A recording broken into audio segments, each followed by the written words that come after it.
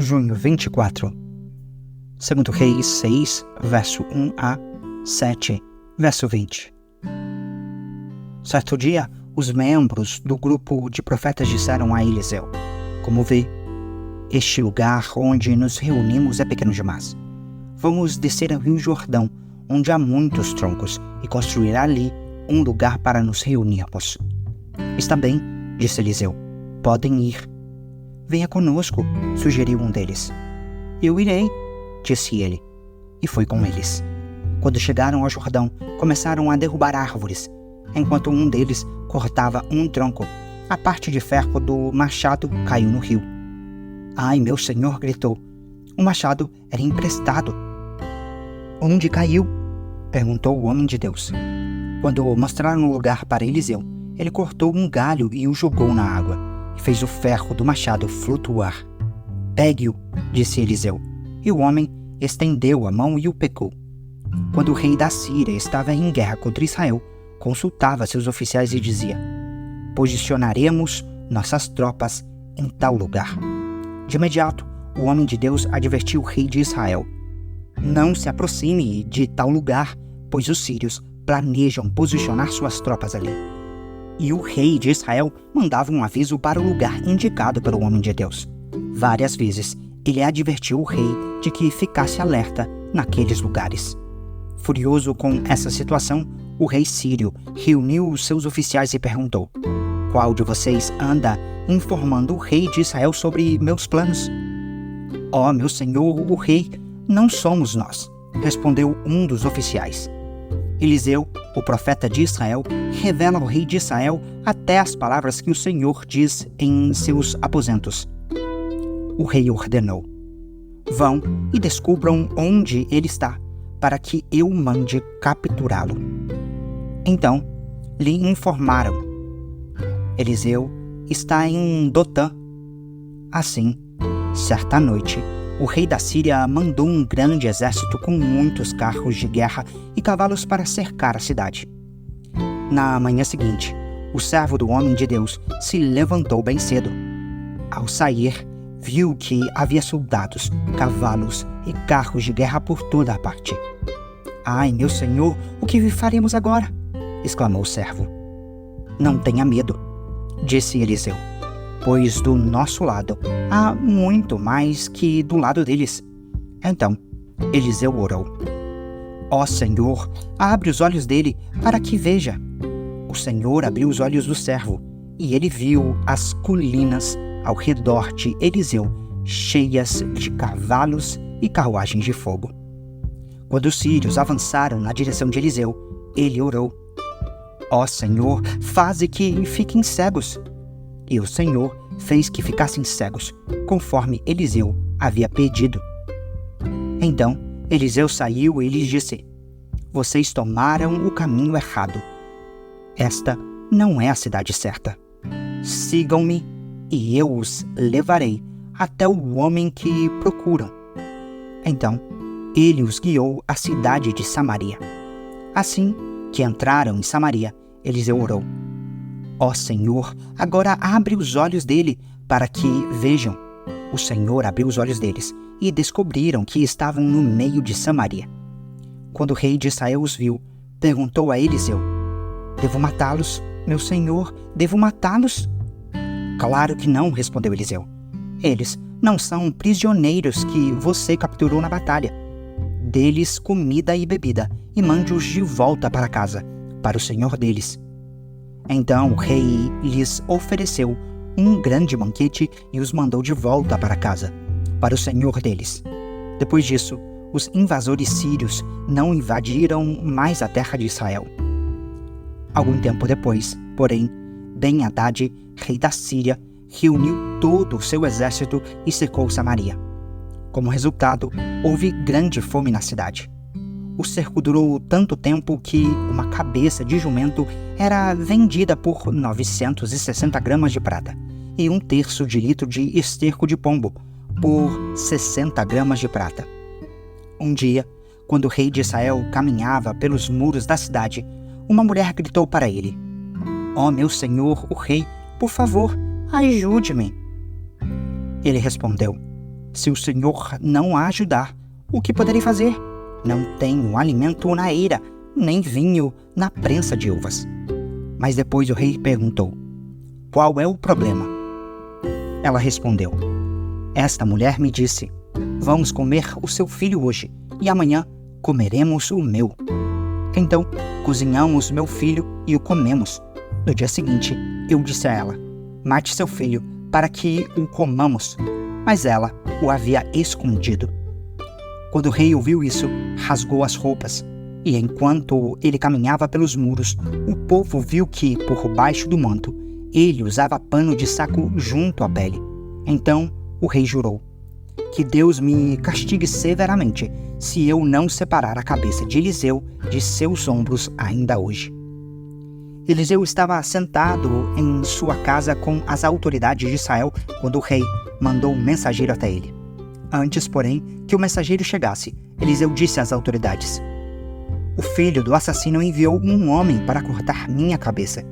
Quando o mensageiro chegar, fechem a porta e não o deixem entrar. Logo ouviremos os passos de seu senhor atrás dele. Enquanto Eliseu ainda falava, o mensageiro chegou e comunicou a mensagem do rei: toda essa desgraça vem do Senhor. Por que devo continuar a esperar no Senhor? Eliseu respondeu: ouçam esta mensagem do Senhor. Assim diz o Senhor: amanhã, a esta hora, na porta de Samaria, 6 litros de farinha fina custarão apenas 12 gramas de prata, e 12 litros de cevada também custarão apenas 12 gramas de prata. O oficial que auxiliava o rei disse ao homem de Deus: ainda que o Senhor abrisse as janelas do céu, isso não poderia acontecer. Eliseu, porém, respondeu: você verá com os próprios olhos, mas não comerá coisa alguma. Havia 4 homens com lepra, sentados junto à porta da cidade. Por que ficarmos sentados aqui esperando a morte? Perguntaram uns aos outros. Morreremos de fome se ficarmos aqui, mas também morreremos de fome se entrarmos na cidade, pois não há alimento lá. Vamos sair e nos render ao exército sírio. Se eles nos deixarem viver, melhor, mas se nos matarem, de qualquer maneira, teríamos morrido. Ao anoitecer, partiram para o acampamento dos sírios. Quando chegaram às extremidades do acampamento, viram que não havia ninguém ali, pois o Senhor havia feito o exército sírio ouvir o ruído de carros de guerra e o galope de cavalos e os sons de um grande exército que se aproximava. Disseram uns aos outros: o rei de Israel contratou mercenários hititas e egípcios para nos atacarem. Por isso, fugiram ao anoitecer, abandonando tendas, cavalos, jumentos e tudo mais, e correram para salvar a vida. Quando os leprosos chegaram às extremidades do acampamento, foram de uma tenda a outra, comendo e bebendo. Pegaram a prata, o ouro e as roupas que encontraram e esconderam tudo. Por fim, disseram uns aos outros: isto não está certo. Este é um dia de boas notícias e não contamos a ninguém. Se esperarmos até o anoitecer, seremos castigados. Venham, vamos voltar e dar as notícias no palácio. Então, voltaram à cidade e relataram aos guardas do portão o que havia acontecido. Fomos ao acampamento sírio e não havia ninguém, disseram eles. Os cavalos e os jumentos estavam amarrados e as tendas todas armadas, mas não havia ninguém por ali. Os guardas gritaram, anunciando a notícia no palácio. O rei se levantou no meio da noite e disse a seus oficiais: vou explicar o que aconteceu. Os sírios sabem que estamos morrendo de fome, por isso deixaram o acampamento e se esconderam nos campos. Estão à nossa espera para nos capturar com vida e conquistar a cidade quando sairmos. Um de seus oficiais disse: seria melhor que enviássemos espiões para ver. Eles podem usar 5 dos cavalos que sobraram. Se acontecer alguma coisa com eles, não será pior que se ficarem aqui e morrerem com o restante de nós. Assim, prepararam 2 carros de guerra com cavalos e o rei enviou espiões para ver o que havia acontecido ao acampamento sírio.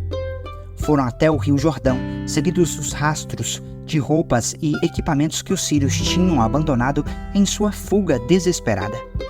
Os espiões voltaram e contaram tudo ao rei. Então o povo correu e saqueou o acampamento sírio.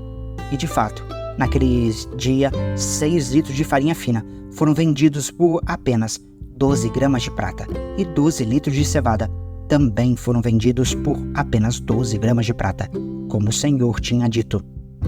O rei colocou o oficial que o auxiliava para controlar o movimento à porta da cidade, mas ele foi derrubado, pisoteado e morto quando a multidão correu para fora. Tudo aconteceu, portanto, conforme o homem de Deus tinha dito quando o rei foi à sua casa. O homem de Deus tinha dito ao rei: amanhã, a esta hora, na porta de Samaria, 6 litros de farinha fina custarão apenas 12 gramas de prata, e 12 litros de cevada também custarão apenas 12 gramas de prata. O oficial do rei havia respondido: ainda que o Senhor abrisse as janelas do céu, isso não poderia acontecer. E o homem de Deus tinha dito: você verá com os próprios olhos, mas não comerá coisa alguma. E assim aconteceu, pois ele foi pisoteado pelo povo à porta da cidade e morreu. Atos 15, verso 36 a 16, verso 15. Algum tempo depois, Paulo disse a Barnabé: voltemos para visitar cada uma das cidades onde pregamos a palavra do Senhor, para ver como os irmãos estão indo. Barnabé queria levar João Marcos, mas Paulo se opôs, pois João Marcos tinha se separado deles na Panfilha, não prosseguindo com eles no trabalho. O desentendimento entre eles foi tão grave que os dois se separaram. Barnabé levou João Marcos e navegou para Chipre. Paulo escolheu Silas e partiu, e os irmãos o entregaram ao cuidado gracioso do Senhor. Então, ele viajou por toda a Síria e Cecília, fortalecendo as igrejas de lá. Paulo foi o primeiro a Derbe e depois a Listra, onde havia um jovem discípulo chamado Timóteo. A mãe dele era uma judia convertida e o pai era grego. Os irmãos em Listra e em Icônio o tinham em alta consideração, de modo que Paulo pediu que eles o acompanhassem em sua viagem. Em respeito aos judeus da região, providenciou que Timóteo fosse circuncidado antes de partirem, pois todos sabiam que o pai dele era grego. Em toda a cidade por onde passavam, instruíam os homens a seguirem as decisões tomadas pelos apóstolos e presbíteros em Jerusalém. Assim, as igrejas eram fortalecidas na fé e cresciam em número a cada dia. Em seguida, Paulo e Silas viajaram pela região da Frígia e da Galácia, pois o Espírito Santo os impediu de pregar a palavra na província da Ásia. Então, chegando à fronteira da Mísia, tentaram ir para o norte em direção a Bitínia, mas o Espírito de Jesus não permitiu. Assim, seguiram viagem para a Mísia, até o porto de Troade.